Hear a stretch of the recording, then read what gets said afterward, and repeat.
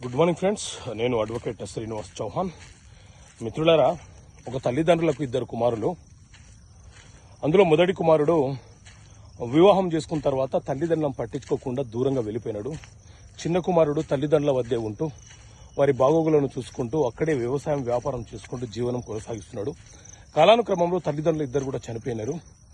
చనిపోయిన తర్వాత పెద్ద కుమారుడు తల్లిదండ్రుల ఆస్తులు నాకు వాటా వచ్చేది ఉందని వారి పేరు మీద ఉన్న ఆస్తులకు సంబంధించిన పత్రాలను సేకరణ చేసినాడు. సో ఆయనకు తెలిసింది ఏంటి అని అంటే, ఆ ఆస్తులలో వారి తల్లిదండ్రులు చిన్న కుమారుడికి వీలునామా రాసి చనిపోయారు. సో ఆ వీలునామా అనేది ఒక ఫేక్ వీలునామా అని అతని ఆరోపణ. సో మిత్రులారా, ఎవరైనా సరే తల్లిదండ్రులు వారి కష్టార్జితంతో సంపాదించిన ఆస్తి వారి పేరు మీద ఉంటే వారు ఎవరికైనా వీలునామా రాయవచ్చు. రాసే హక్కు వాళ్ళకు ఉంటుంది. ఎందుకంటే that is self acquired property. ఆ వీలునామా రిజిస్టర్డ్ చేస్తే మనం